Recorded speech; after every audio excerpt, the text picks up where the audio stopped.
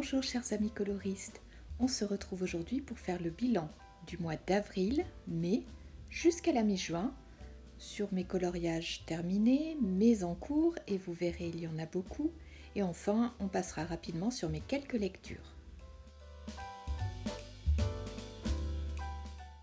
Allez, on va commencer tout de suite avec Nightfall, dans lequel j'ai réalisé les magnolias. Pour les réaliser, j'ai utilisé que des light fast, sauf pour le fond. Mais tout le reste, c'est des light fast. C'est la première fois que je l'ai testé pour faire un coloriage complètement. Sachant que habituellement, je n'aime pas trop ce papier, là, j'ai trouvé le résultat vraiment très sympa. Les crayons étaient vraiment très agréables à utiliser et encore une fois, j'adore la palette de couleurs qui est proposée par Derwent. Pour le fond, ça a été une toute autre histoire. J'avais commencé par faire un fond avec une peinture acrylique plutôt violette. Et puis j'ai voulu essayer de faire des traits dans tous les sens avec de l'encre or, mais le résultat était vraiment catastrophique. Donc j'ai fini par tout recouvrir avec de la peinture acrylique noire et venir faire des petites taches avec de l'encre or et de l'encre blanche. Un classique quoi. Au final, je suis assez contente de moi.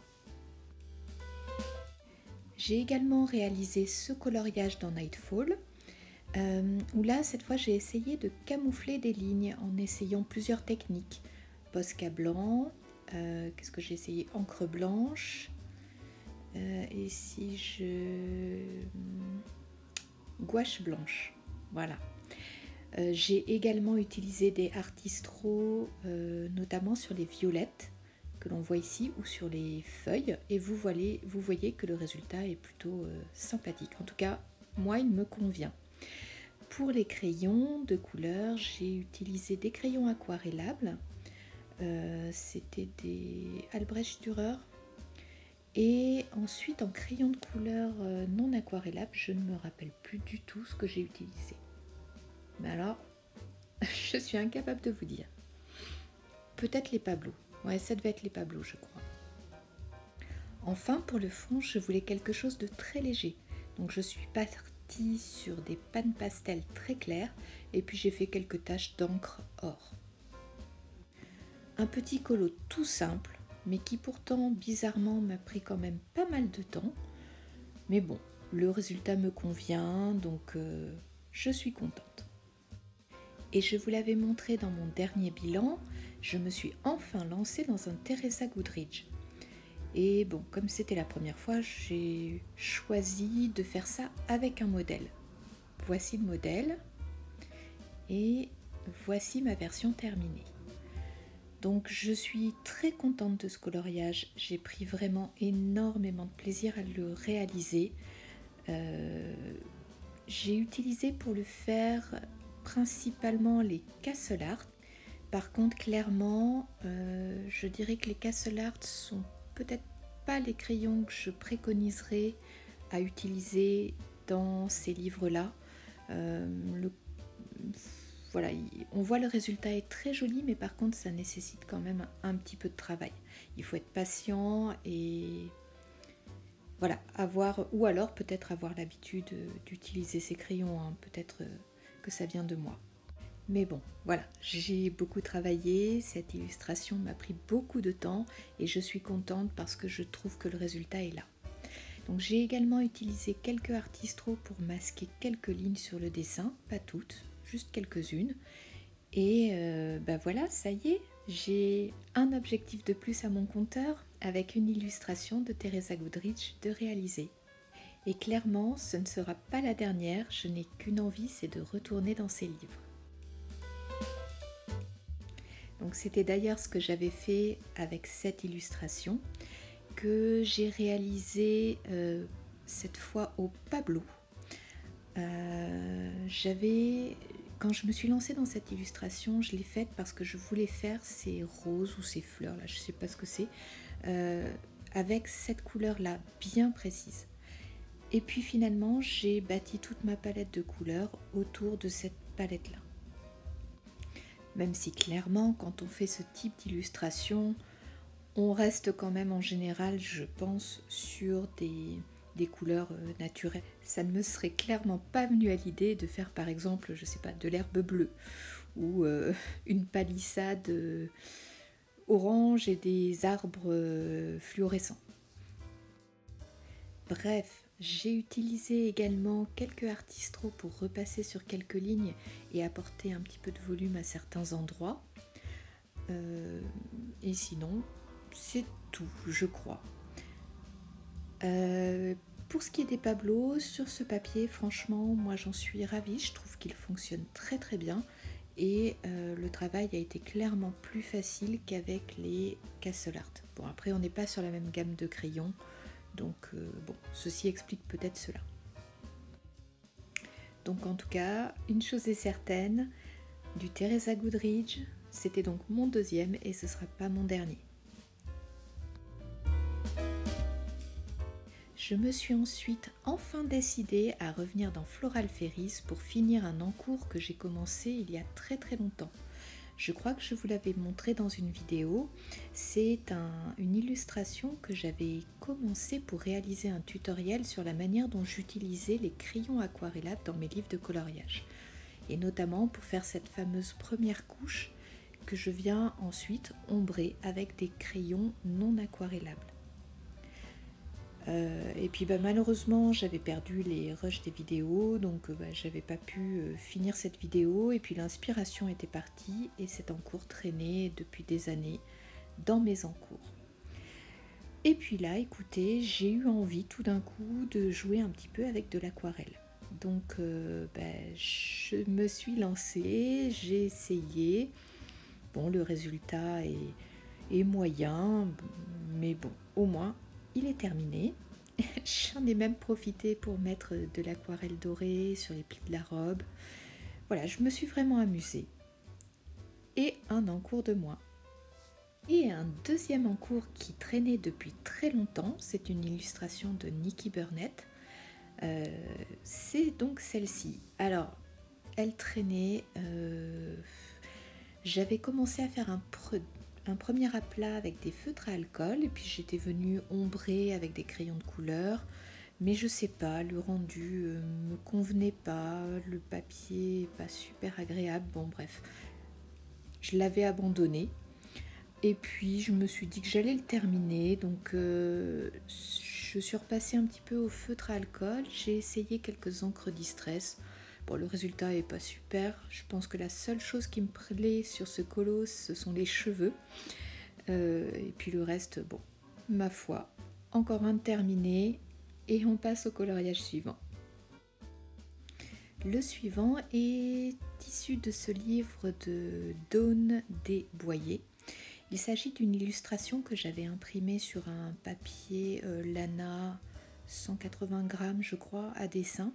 Il y a quelques temps déjà, puisque mon imprimante est toujours cassée, je n'en ai toujours pas racheté. Bref, donc j'ai eu envie sur cette illustration de venir travailler à l'aquarelle. Donc le papier, c'est pas un papier à aquarelle, mais comme c'est un papier à dessin, je me suis dit que ça devrait tenir quand même. Et je suis vraiment très très très contente de moi parce que vous le savez, l'aquarelle c'est pas un médium avec lequel je suis très à l'aise, et je trouve que l'effet, notamment l'effet de la maison, qui est celui sur lequel j'ai le plus travaillé, il est réussi. C'est vraiment ce que j'avais en tête, et c'est bien la première fois que j'arrive à faire quelque chose à l'aquarelle que j'imagine dans ma tête. Je suis également assez contente de moi sur le champignon, c'était plutôt pas mal. Pour les fleurs, c'est moyen, et puis alors cette idée de venir rajouter du stylo métallique argenté, franchement c'était pas une trouvaille. Le sol herbeux, bon là je l'ai bâclé, j'en avais marre, j'avais envie de finir. Et puis j'ai fait pareil, un petit fond à l'encre distress qui n'est pas des plus réussis. Et enfin, comme le bord à l'impression ne faisait pas très propre, j'ai mis du washi tape tout autour pour finir un petit peu le coloriage. Bon, au final, c'est une illustration sur laquelle j'ai pas passé énormément de temps, ou plutôt dans les 2 heures à peu près, grand maximum. Et donc je suis quand même très contente de moi parce que je suis encore une fois sortie de ma zone de confort. Et enfin, dernier coloriage réalisé, je suis enfin retournée dans mon Thunderful Enchantment.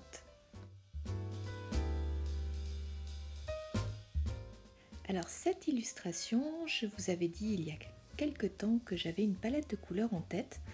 Finalement, je ne suis pas tout à fait partie là-dessus parce que je suis tombée sur un papier décoratif qui m'inspire beaucoup, le voici, et sur lequel j'ai bâti ma palette de couleurs. Donc ce que j'avais en tête, c'était effectivement ces petits ronds que je voulais faire de manière fluorescente. Et puis pour tout le reste, voilà, je suis vraiment partie sur les couleurs qui sont sur le papier décoratif. J'ai utilisé les Arteza pour tout ce qui est en rose, les Luminance pour tout ce qui est en espèce de marron beige ocre, quoi, toutes ces couleurs-là.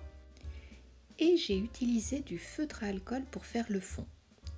Oui, j'ai gâché le verso de mon image. Mais très franchement, je voulais une couleur très sombre, qui est celle qui apparaît là, et je ne me voyais clairement pas le faire au crayon de couleur. L'aquarelle, on n'en parle pas, je ne maîtrise pas. Le Neocolor 2, non, je ne le sentais pas non plus. Donc je me suis dit, tant pis, le verso, si vraiment ça ne me plaît pas, je mettrai un papier décoratif derrière et ce sera ni vu ni connu. Au final, je suis très contente parce que le résultat, c'est vraiment celui que j'avais en tête. J'ai réussi à faire les petites bulles, j'ai réussi à faire un fond assez sombre. J'ai essayé de travailler mes effets d'ombre et de lumière, même si, voilà, on voit que je ne suis pas une grande experte non plus. Mais c'est une image que j'ai pris beaucoup de plaisir à réaliser et qui est à la hauteur de mes espérances. Donc je suis ravie. Et donc au final, je me dis que le feutre à alcool, j'ai bien fait. C'était la première fois dans un Clara et ce sera certainement pas la dernière. Enfin, pour terminer avec les coloriages terminés, je vous montre les 2 coloriages mystères que j'ai fait ce mois-ci. Voilà le premier et bientôt le deuxième. Bon, rien à signaler, j'ai utilisé les feutres à eau que je peux avoir dans mon stock. Je n'ai pas cherché à matcher les couleurs plus que ça, voilà, je fais de l'à peu près. Et comme on n'est pas sur du Disney finalement, c'est pas trop choquant. Et puis je me suis bien amusée, c'était fun, sans prise de tête. Allez, je vous montre maintenant mes très nombreuses nouveaux encours ou quelques encours que j'ai continués. À commencer par cette illustration de Klara Markova que j'ai commencé avant le nénuphar, mais que vous voyez, je n'ai toujours pas terminé. Mais elle n'est pas abandonnée, je vais la continuer bientôt. J'ai également profité d'un live de Miss Pondy pour me lancer dans cette illustration de Karolina Kubikowska. Donc pour l'instant, je n'ai fait que mon premier passage avec de l'aquarelle en godet pour faire les roses et j'ai fait mon fond avec de l'acrylique noir. Donc il me reste à faire les ombrages au crayon de couleur et la finition. Et alors dans Summer Night, c'est le comble. J'ai 4 en cours et ce n'est pas fini. Je crois qu'Emilia Vuma, je ne sais pas si vous connaissez sa chaîne, je vous mettrai le lien en barre d'infos, m'a un petit peu influencée avec sa pratique à la limite du art journaling dans ses livres de Johanna Basford. J'ai donc commencé le week-end dernier à faire 7 oiseaux pour le Colorions ensemble Summer Night de Chloé et Alicia. Je vais le faire à la peinture, donc j'ai essayé déjà de commencer à la peinture et puis finalement ça ne matche pas super avec ce que je veux faire, donc j'ai recouvert quasiment tout de gesso et j'ai plus qu'à continuer. Ça m'a pris un soir, j'ai eu envie de commencer cette image avec les Inktense de Derwent. Donc j'ai commencé à colorier les fleurs et puis là vous voyez j'ai commencé à aquareller un petit peu tout ce que j'ai fait. Il reste encore beaucoup de travail sur cette image mais voilà, je fais ça comme ça tranquillement à mon rythme sans me prendre la tête. Et ensuite j'ai eu une envie que je peux pas vous expliquer, de faire le fond de ces deux coloriages-là. J'avais une idée très très claire de ce bleu que je voulais pour ce coloriage-ci, ce bleu layette, et j'ai fini par le faire. Et pour autant, j'ai pas forcément envie de travailler tout de suite sur l'illustration, donc ça attendra. Et une fois l'illustration de gauche terminée, j'ai eu envie de faire le fond de l'illustration de droite, sans pour autant colorier l'illustration principale. Là, c'est vraiment le fond qui m'intéressait. Donc pareil, j'ai voulu utiliser ce bleu pour faire tout le tour de la couronne. Encore une fois, j'avais mis mon fameux scotch, mais j'avais pas encore lu le gentil commentaire qui me disait qu'il fallait que je le fasse en sorte qu'il colle un petit peu moins en le passant sur mon jean avant de le coller sur l'illustration. Donc quand je l'ai enlevé, j'ai arraché évidemment la moitié du papier. Mais finalement, c'est un mal pour un bien, puisque en voulant réparer un petit peu les dégâts, j'ai décidé d'utiliser du washi tape. Et pour le coup, je trouve que c'est ce qui donne tout le charme à en tout cas à ce fond. Donc je suis finalement très contente, même si la prochaine fois je ferai attention avec le fameux scotch et j'écouterai les commentaires qui m'ont été donnés pour que je n'arrache pas mon papier. Et est-ce que je vais m'arrêter là? Peut-être pas, puisque j'ai encore deux autres illustrations sur lesquelles j'ai envie de me concentrer sur le fond. Finalement, je me dis que Summer Night, je vais peut-être l'approcher différemment. Je sais pas comment l'expliquer, mais je vais pas me dire que je vais faire un coloriage et puis après un autre et puis après un autre. Non, je vais me laisser guider par mon inspiration du moment et on verra bien ce que ça donnera. Je suis également revenue vraiment très ponctuellement dans mon Cute Witches pour essayer d'avancer ce coloriage que j'ai commencé à l'automne dernier. J'ai finalement trouvé un combo dans les luminances qui me convient et donc je pense que je vais le continuer comme ça. Un autre en cours commencé il y a très longtemps dans lequel je suis venue faire cette grosse pieuvre à l'aquarelle parce que j'avais envie de jouer avec l'aquarelle tout simplement. Et puis vous voyez, je l'ai toujours pas fini, hein. Il va rester encore un petit peu dans ma pile d'encours. Et enfin, une autre illustration que j'ai commencé parce que j'avais envie de jouer avec mes néocolores et mon aquarelle. Mais quand est-ce que je vais la reprendre, je ne sais pas, parce que pour l'instant, le résultat n'est pas convaincant. Et enfin, je suis revenue un petit peu sur ce très vieil encours issu également de Floral Fairies. Voilà, il est toujours pas fini, qui sait, peut-être cette année, peut-être dans 2 ans, peut-être jamais, on verra bien.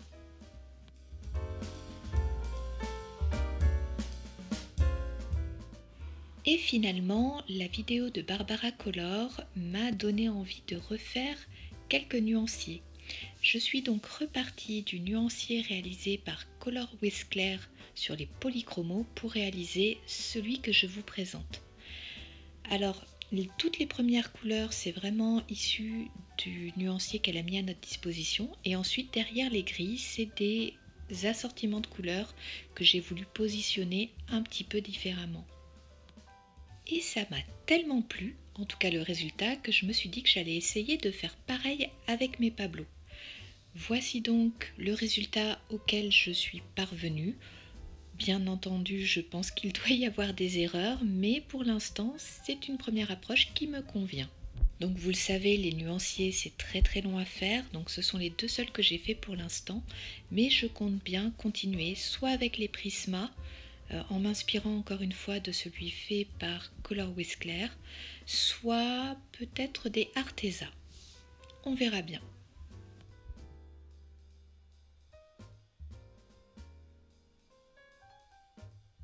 Allez, pour terminer, je vous parle très rapidement de mes lectures. Donc, tout d'abord, j'ai enfin fini le livre perdu des sortilèges. C'était une lecture somme toute moyenne. J'ai bien aimé l'univers. J'ai trouvé que c'était quand même un petit peu lent à se mettre en place. Voilà, quelques longueurs. Est-ce que je lirai la suite? Peut-être, c'est pas exclu. Je verrai. J'ai ensuite lu La Cité des Jarres, donc là c'est un thriller, on suit les enquêtes d'Erlendur et ça se passe en Islande. J'avais déjà lu La Femme en verre, qui doit être le 3e tome de cette saga, je crois, que j'avais adoré. Et là, finalement, j'ai décidé de repartir à la première saga, enfin au premier tome de la saga. Et donc vraiment, je ne suis pas déçue. J'ai adoré cette enquête. J'ai été ravie de retrouver tous les personnages. C'est certain, je lirai le 2e tome de la saga cette année. En tout cas, il est sur ma liseuse, il n'attend plus que je me plonge dedans. J'ai ensuite lu le journal de ma disparition de Camilla Grebe.